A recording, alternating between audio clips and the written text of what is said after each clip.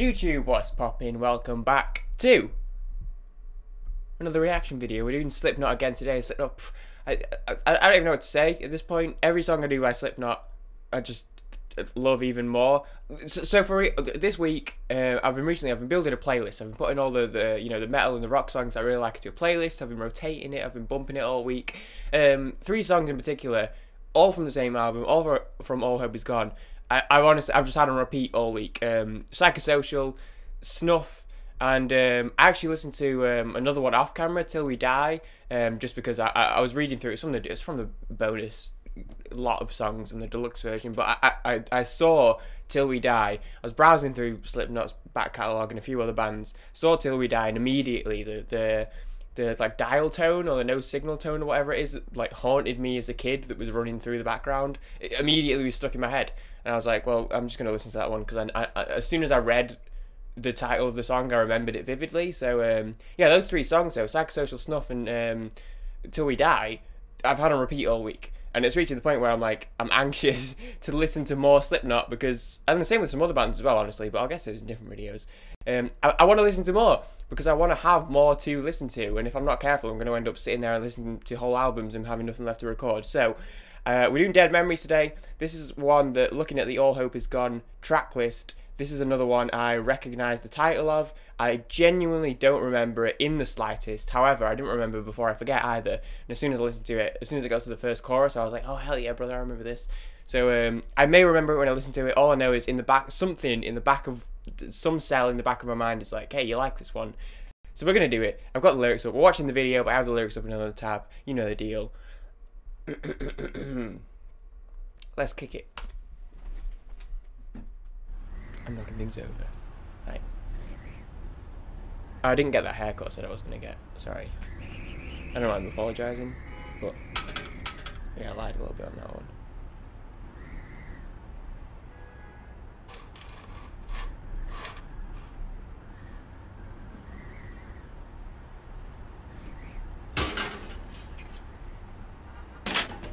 I hope that's his car.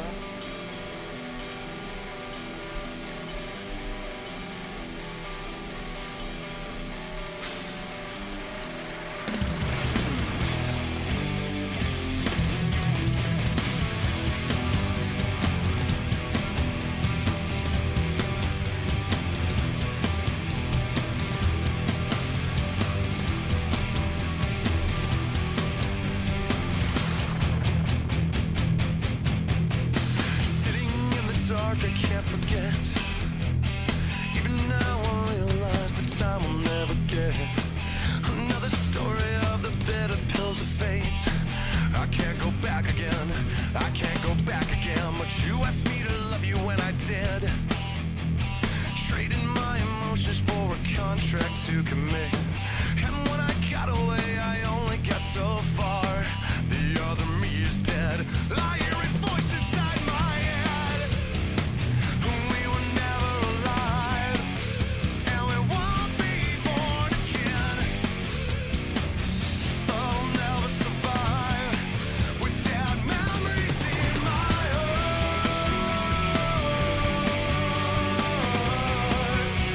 Dead memories in my heart.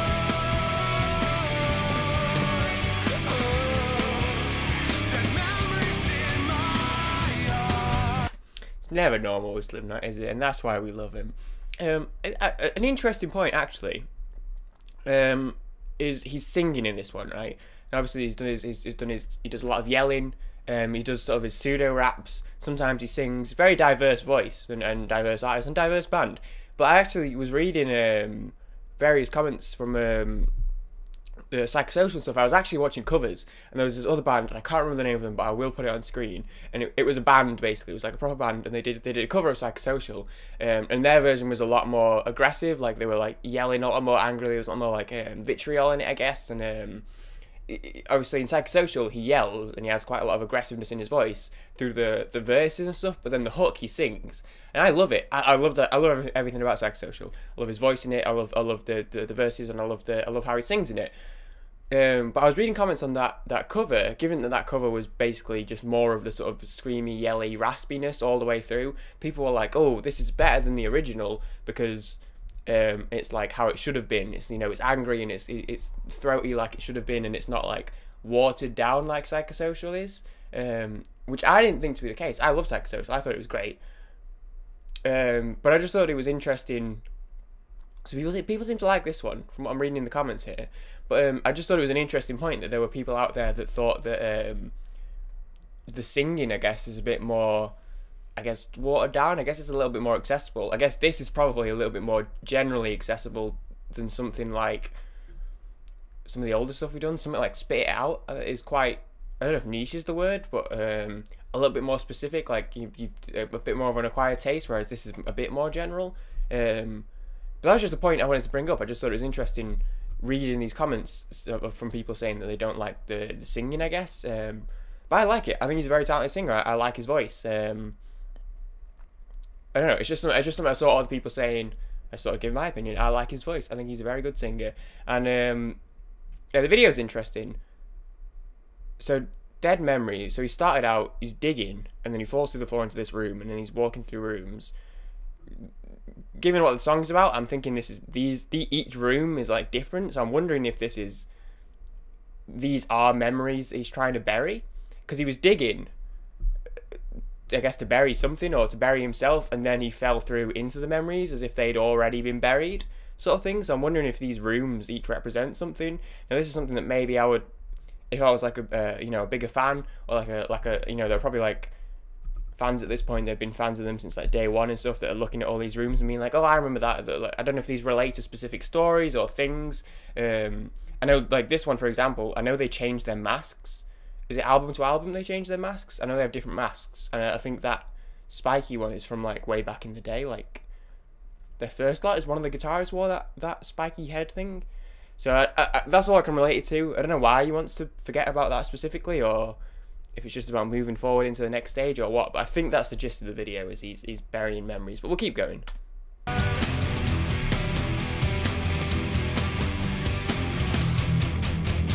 could do some damage with that thing. Told me I love you when I did. Tied my soul into a knot and got me to submit. So when I got away, I only kept my scars. The other me is gone. Now I don't know where I belong. We were never alive, and we won't be born again. But I'll never survive with dead memories in my heart.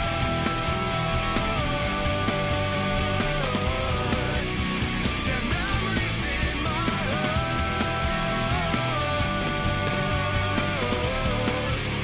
Dead memories in my heart.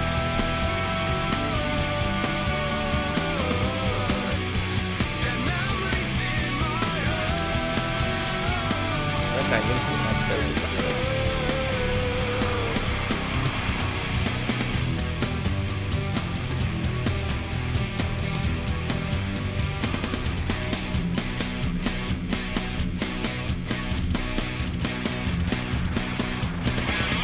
are these the guitars, I think, or one of them? 7?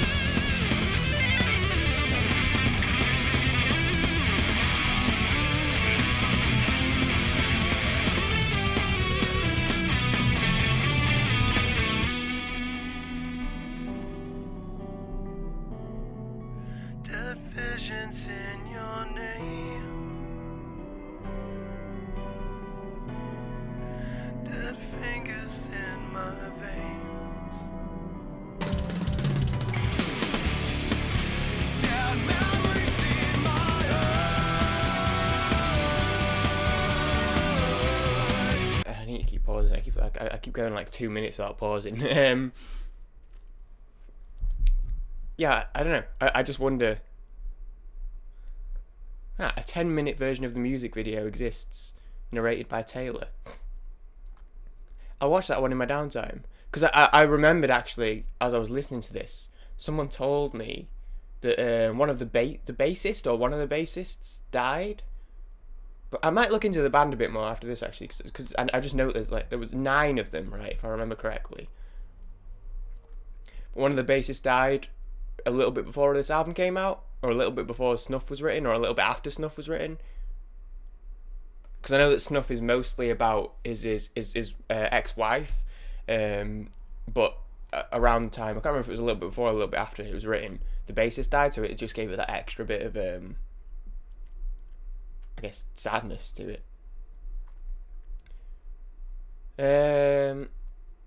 We were never alive and we won't be born again, but I'll never survive with dead memories in my heart. So yeah, he's trying to like let go of certain things, of the bad memories. When memories are inside someone's heart and not in his head, it means they actually mean something to him, and they're not just memories you remember. Oh, okay, that's pretty neat. I like that. Corey's dead memories are not in his head, but in his heart, of the love they once shared. To survive, Corey needs to get rid of the actual memories of them together, but also his feelings with her. So it's about a relationship again, I guess. Without naming names, it's the story of my last 10 years. I've been holding on to these things for the last 10 years, and I've decided it's time to let them go. Depicts Taylor walking through different underground/grave rooms, each inhabited by a different member of the band. These interactions could elude some of the memories by Corey Taylor has decided to bury and let go of. So it's maybe not necessarily, oh, this band member, so it's the guitarist. It's not necessarily, oh, he had a specific memory with the guitarist he wants to let go. It's just, I guess, almost like a cameo. I guess it's just like the members of the band getting involved with his journey, helping a homie out. And yeah, written by, it looks like all of them, but I guess that includes like the actual musical aspects. Yeah, it's interesting. So I think it's Corey's trying to put bad memories and old memories behind him to help himself move forward, and I think the rest of the band is just like, their involvement is just like, I guess, helping him out for the video's sake. But yeah, no, I like it. This is more of a sort of traditional, at least in my eyes, more of a traditional sort of like metally rocky song, as opposed to some of the stuff that they do, which stuff like Spit It Out and some of the older stuff. It's almost hip hop at times. We'll finish it up.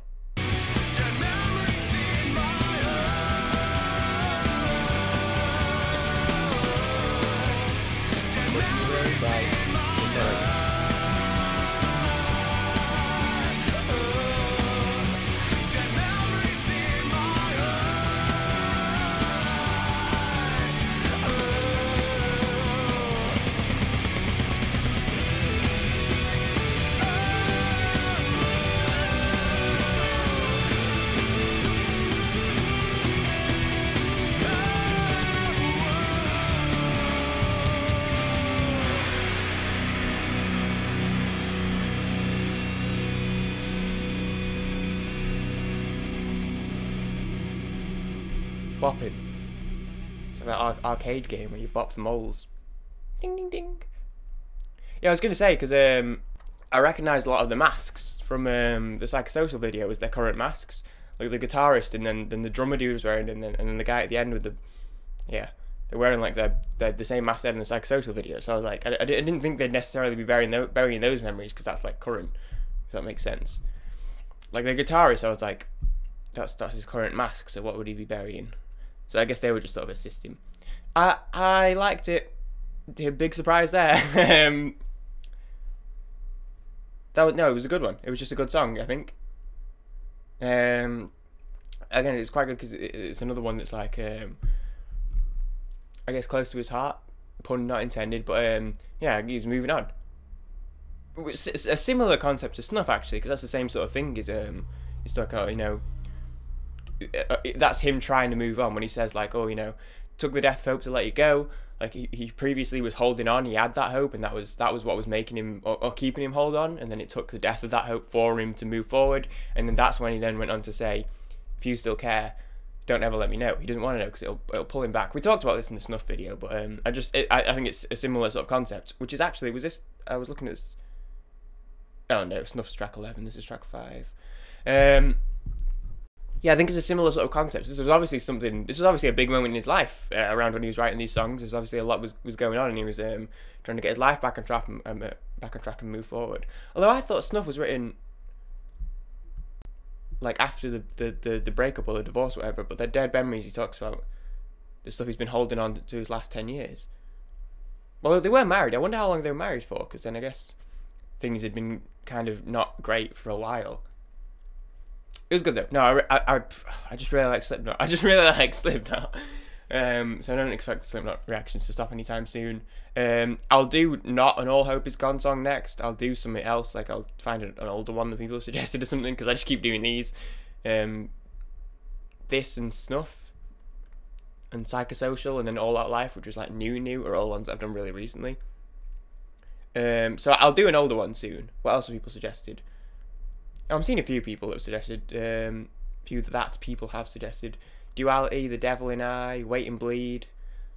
These are some popular ones on Genius I know that have been suggested. People Equals Shit, that one's been suggested. I know that's from Iowa, so that's a really old one. Yeah, I'll do an older one next. I just have really been enjoying them and wanted to listen to more from All Hope Is Gone. Thank you for watching. Hope everyone enjoyed.